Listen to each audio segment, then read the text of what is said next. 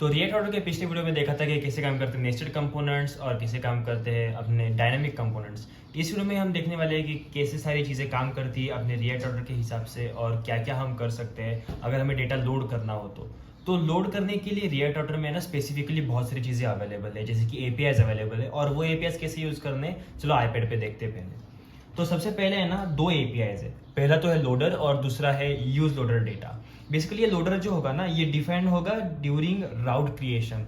तो मतलब जब हम राउट क्रिएट करेंगे ना, तब हम ये लोडर डिफाइन करना है। जो हमने राउट क्रिएट किए थे ना अपने main.jsx फाइल में, जहाँ से सारी राउटिंग वगैरह थी, जैसे कि हमने पोस्ट एपीआई बनाया था, post/dynamic id वाला बनाया था, बस वही एपीआई लोडर एक प्रॉप होती है, या फिर आप कह सकते हो एक की होती है अपने ऑब्जेक्ट की, जो कि हम पास कर सकते हैं। तो ये डिफाइन करनी है इस वक्त।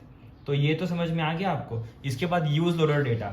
यूज लोडर डेटा क्या होता है, ये यूज होता है जब हमें डेटा लोड करना है किसी कंपोनेंट में। तो हम जिस कंपोनेंट में जाएंगे ना, उस कंपोनेंट में जहाँ पे हमने लोडर ऑलरेडी डिफाइन किया है, उसके अंदर ये डेटा लोड होगा। बेसिकली ये कैसे काम करता है, लोडर बेसिकली होता है एक फंक्शन को हम लेते हैं, डालते हैं एक एलिमेंट पे। तो ये एलिमेंट, सपोज ये एक ऑब्जेक्ट है ये वाला, उसके अंदर हमने लोडर डाला, ये लोडर फंक्शन, और उसके अंदर एलिमेंट है डॉग। और ये डॉग एलिमेंट में फिर हम लिखेंगे यूज लोडर डेटा, और यूज लोडर डेटा में वो चीज़ आ जाएगी जो ये लोडर फंक्शन रिटर्न करेगा। और बस इस तरह से हमारा एपीआई कॉल होगा और हमें डेटा मिलेगा। बस यही सारे मैकेनिज्म है जो कि रिएक्टर फॉलो करता है, लोडर कंपोनेंट और लोडर फंक्शन यूज करके यूज लोडर डेटा के एपीआई के साथ। चलो अब कोड पे देखते हैं कि हम इसे कैसे कोड कर सकते हैं और कैसे यूज कर सकते हैं अपने एप्लीकेशन में। तो चलते लैपटॉप की स्क्रीन पे। तो हमें सबसे पहले क्या करना है, हमें जाना है अपने लैपटॉप की स्क्रीन पे, और लैपटॉप की स्क्रीन पे जाके हमें बस एप्लीकेशन रन करना है। तो हम वो कर लेते हैं, हम करते हैं npm run dev। और npm run dev करने के बाद अपना एप्लीकेशन तो रन होने लगेगा, राइट। एप्लीकेशन रन होने के बाद हमें जाना है इस लोकल होस्ट के पोर्ट पे, जो कि है 5173। तो मैं डाल देता हूँ लोकल होस्ट, और इसके आगे डालता हूँ 5173, और इस पोर्ट पे हमारा एप्लीकेशन रन करने लगेगा। अपने post.js में कुछ प्रॉब्लम आ रही है, वो मैं देख लेता हूँ। पोस्ट आईडी में क्या दिक्कत है भाई, इसे पोस्ट आईडी ./ होना चाहिए, सॉरी। तो मेरी एंड में एरर था, तो शायद आपके एंड में भी हो सकता है, क्योंकि वो पोस्ट वाली फाइल है ना, बाहर लगी पड़ी थी। तो अगर आपके एंड में भी होगा तो आप रिजॉल्व कर लेना इस तरह से। बस ये डबल डॉट जो थे ना, वो रिजॉल्व करना है। तो इसके बाद क्या करना है, हमें एक एपीआई बनाना है डॉग वाला। तो बेसिकली मुझे डॉग्स बहुत पसंद है, और मेरे पास भी एक डॉग है जो कि वहाँ सोफे के नीचे सो रहा है। अभी आपको शायद नहीं दिख रहा होगा। तो ओके, एनीवेज, तो ये एपीआई है जिससे हमारे पास डॉग का डेटा आ जाएगा। बेसिकली क्या करेगा ये एपीआई, जब हम इसे फायर करेंगे ना, तो ये हर बार हमें मैसेज और स्टेटस देगा, और उसके हिसाब से हमें एक नई डॉग की इमेज लोड होगी। एपीआई का लिंक आपको मिल जाएगा डिस्क्रिप्शन में। एक बार रिलोड करते हैं एप्लीकेशन, और ये भी बता देते हो कि कैसे जाना है इस एपीआई पे। तो बस आपको सर्च करना है dog API. Dog API search करोगे तो पहली वाली चीज़ ये आएगी, यहाँ पे जाना है और ये लोड हो जाएगा। शायद कुछ प्रॉब्लम चल रहा है इनका, तब तक एक काम कर लेते हैं, ये लोड जब तक होता है ना, तब तक अपना कंपोनेंट बना लेते हैं। ठीक है, तो यहाँ पे बस आप एक कंपोनेंट बनाना है, हमें एक पाथ दे देंगे इसका /dog, और इसके बाद एलिमेंट जो देंगे वो एलिमेंट देंगे हम डॉग। और ये एलिमेंट बनाना पड़ेगा, अभी क्रिएट नहीं किया। इस एलिमेंट को बनाने के लिए हम थोड़ा अलग फोल्डर स्ट्रक्चर यूज करने वाले हैं, जैसे कि ये सोर्स वाला फोल्डर है ना, इसमें हम जाएंगे और यहाँ पे जाके क्रिएट करेंगे एक फोल्डर डॉग नाम से।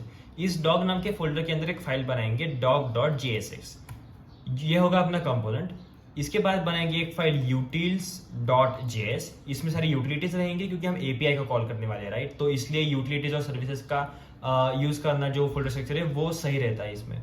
और इसके बाद में services.jsx, नॉट jsx। तो ये 3 फाइल बन गई। तो अब हमें क्या करना है, डॉग वाली फाइल में बस RFC करना है और अपना कंपोनेंट बन जाएगा डॉग वाला।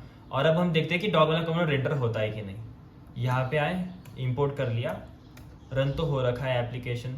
यहाँ पे आए और /dog करना है, बस डॉग किया तो डॉग लिख के आ गया, मतलब कंपोनेंट तो रेंडर हो रहा है। अब खाली डेटा कैसे लोड करना है वो देखना है। एक बार ये देखते हैं कि एपीआई क्यों नहीं खुल रहा है इनका। अच्छा, अब खुल गया। ये एपीआई देख लेते हैं एक बार क्या होता है। ये बेसिकली उनका यूआरएल जो गेट रिक्वेस्ट फायर करेगा, और आप जब फेच कॉल मारोगे ना, यहाँ पे जब फेच करोगे यहाँ से, तो एक नई डॉग की इमेज आएगी, और इसका जेसन रिस्पॉन्स जो है वो ऐसा है कि मैसेज और स्टेटस आएगा, जो कि सक्सेस या फिर फेलियर ऐसा कुछ हो सकता है। बेसिकली यही चीज़ यूज़ करनी है हमें अपने एपीआई में, और हर बार एक डॉग की इमेज लोड करनी है, इसलिए कंपोनेंट का नाम डॉग है। तो क्या करना है, यहाँ पे आना है, डॉग कंपोनेंट तो लोड हो रहा है, यहाँ पे लोड करनी है इमेज। तो इमेज वगैरह यूआई पे लोड करने का बाद में कर लेंगे, पहले एपीआई से डेटा लेने का करेंगे। तो डेटा लेने के लिए सबसे पहले क्या करना पड़ेगा, सर्विसेज में जाना पड़ेगा। और सर्विसेज फाइल बेसिकली होती है ताकि आप किसी एक्सटर्नल सर्विस को या फिर अपने डेटाबेस को कॉल वगैरह कर सको। ये फ्रंट एंड का एप्लीकेशन है पूरा React.js का, तो ये बेसिकली बैक एंड को कॉल करेगा जो कि एपीआई एक्सपोज करेंगे, राइट। तो जब एपीआई एक्सपोज हो रखे होंगे ना, जैसे कि अपने डॉग वाला एपीआई ऐसे समझ लो कि एक्सपोज करके रखा है हमने खुद नहीं, तो उस एपीआई को कॉल करने के लिए हम सर्विसेज वाली फाइल यूज करेंगे।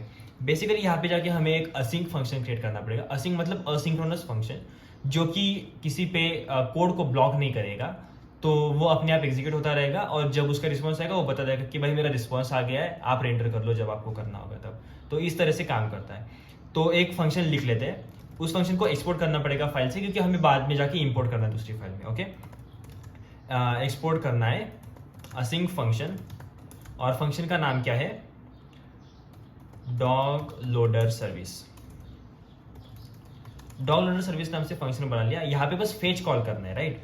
तो क्या करेंगे, हम रिस्पॉन्स दे देंगे, स्पेलिंग गलत है क्या, रिस्पॉन्स इक्वल टू अवेट लिखना पड़ेगा क्योंकि हमें वेट करना है वो एग्जीक्यूट होने तक। और फेच कॉल मारेंगे। फेच कॉल किस पे मारेंगे, ये जो एपीआई उन्होंने दिया है ना डॉग के एपीआई पे, उस पे ये पूरा एपीआई कॉपी कर लेना है और यहाँ पे जाके बस उससे कॉल मारना है, दैट्स इट। गेट रिक्वेस्ट है तो कॉन्फ़िगरेशन की जरूरत नहीं है फेच एपीआई में, राइट। तो बस सीधा ये कॉल मार देंगे और यहाँ से रिटर्न कर देंगे क्या, अवेट रिस्पॉन्स डॉट जेसन, ताकि जेसन फॉर्मेट में हमारा डेटा आ जाए। तो ये बस है कि कैसे एपीआई को कॉल करना है एक स्ट्रक्चर को फॉलो करके सर्विसेज वाली फाइल्स में। लेकिन सर्विसेज वाली फाइल्स को है ना, हम कभी भी सीधे कंपोनेंट से कॉल नहीं करेंगे। उसके अंदर फिर एक और लेयर होगा यूटिलिटीज वाला, जो कि सारी यूटिलिटीज मैनेज करेगा। और सर्विस बना ली एपीआई को कॉल करने के लिए, अब यूटिलिटी बनानी है उस एपीआई को कॉल करने के लिए, ताकि यूटिलिटीज से ही सारी यूटिलिटीज ही अपने यूआई वाले कंपोनेंट से जहाँ पे जरूरत है वहां से कॉल हो।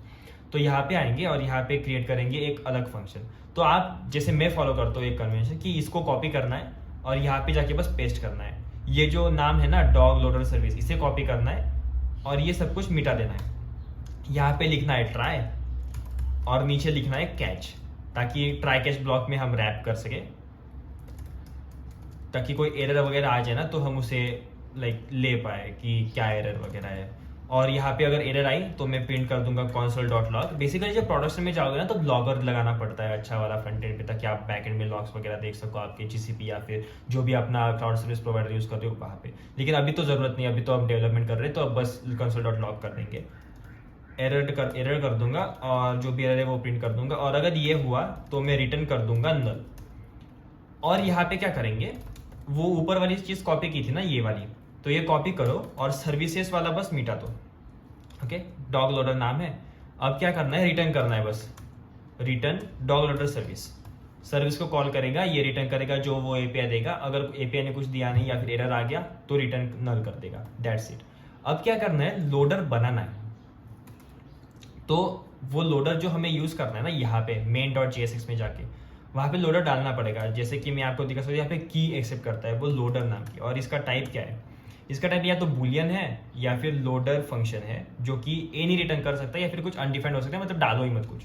तो हम तो लोडर फंक्शन डिफाइन करने वाले हैं यहाँ पे। तो लोडर फंक्शन दे देंगे, लोडर फंक्शन का नाम देंगे डॉग इमेज लोडर। डिस्क्रिप्टिव नाम देना है हमेशा। तो डॉग इमेज लोडर डाला लेकिन बनाया नहीं है, तो यूटिलिटीज में ही बनाना पड़ेगा, क्योंकि ये यूटिलिटी कॉल करेगी एपीआई को और नीचे वाली यूटिलिटी लोडर बना के देगी उस एपीआई को कॉल करने के बाद, ताकि हमें बस रिक्वायर्ड एट्रीब्यूट्स ही मिले। तो हम यहाँ पे क्या करेंगे, एक्सपोर्ट असिंक फंक्शन और उसका नाम कॉपी पेस्ट कर लेंगे यहाँ पे बस इसे कॉल करना है इस चीज को। ट्राई कैच की तो जरूरत नहीं है, यहाँ पे हैंडल कर लिया, यहाँ पे तो ट्राई कैच हैंडल हो जाएगा, बस इन नल वगैरह जो भी है वो मैनेज करना पड़ेगा। डॉग एपीआई क्या देने वाला है हमें, डॉग एपीआई देने वाला है मैसेज और स्टेटस। तो हमें बस यहाँ पे देखना है इसको कॉल करके। चलो इसे कॉल करते हैं, कॉन्स्ट रिस्पॉन्स। रिस्पॉन्स क्या है, अवेट डॉग लोडर।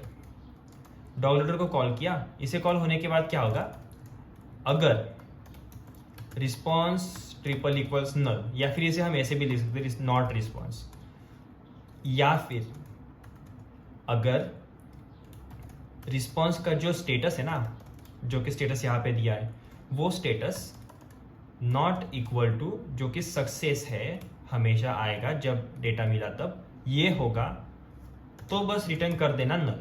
अगर ये नहीं होगा तो रिटर्न क्या करना है, ये मैसेज वाली की करनी है रिटर्न। तो रिस्पॉन्स डॉट मैसेज, तो मैसेज रिटर्न कर देगा, मतलब एपीआई से यूआरएल आ जाएगा। ये यूआरएल वही है, देखो ये मैसेज में जो यूआरएल दी है ना इन्होंने, अगर मैं इसे कॉपी करूँ और यहाँ जाके पेस्ट करूँ तो देखो डॉग का फोटो आएगा वही जो इन्होंने दिया है। तो बस यही रेंडर करना है। अब इस एपीआई का काम हो चुका, अब इसे क्लोज कर सकते हो। इसे क्लोज कर दिया, बस अब यहाँ पे रेंडर करना है, राइट। तो यहाँ पे फंक्शन वगैरह तो बन गए। यहाँ पे देखते इसे इंपोर्ट करके होता है कि नहीं, इंपोर्ट तो हो रहा है। अब हम देखते इंस्पेक्ट करके कि क्या चीज़ें हो रही है नेटवर्क टैब में जब हम यहाँ पे यूज लोडर डेटा यूज करेंगे डॉग एपीआई में। तो मैं यहाँ पे जाता हूँ और यहाँ पे करता हूँ dog image URL equal to use loader data. Use loader data किया और इसे यूज करना पड़ेगा। यहाँ पे आके यहाँ पे मैं इमेज टैग कर दूंगा। इमेज टैग में डाल दूंगा सोर्स डाल दूंगा ये अपनी जो डॉग की इमेज है वो, और अल्ट एट्रीब्यूट जो कि हमें चाहिए एक्सेसिबिलिटी वगैरह को हिसाब में रख के, तो वहाँ पे डाल दूंगा डॉग इमेज, दैट्स इट। देखो इमेज तो लोड हो गई। अब आपको दिखाता हूँ कि ये काम कैसे कर रहा है। जैसे हमने आईपैड पे देखा था ना कि कैसे सारी आर्किटेक्चर वगैरह होता है। तो यहाँ पे नेटवर्क रिक्वेस्ट जाएगी एक, वो नेटवर्क रिक्वेस्ट किसे गई, इस चीज़ को जो कि हमने एपीआई कॉपी किया था, और उसका रिस्पॉन्स आया ये वाला, और उसमें से हमने ये इमेज ले लिया और यहाँ पे लोड कर दिया। अब इसकी एक बहुत अच्छी वाली बात ये है कि अगर मैं यहाँ पे जाऊँ और अपने रूट वाले लेआउट में जाऊँ जो कि अपना ऐप था, और वहाँ पे जाके एक डॉग वाला राउट रेंडर कर दूँ, डॉग वाला राउट, और यहाँ से ये सब कुछ हटा के अगर मैं डॉग कर दूँ तो यहाँ पे आने के बाद अगर मैं अपने रूट पे चला जाऊँगा यहाँ पे और डॉग पे क्लिक करूँगा तो देखना होगा क्या।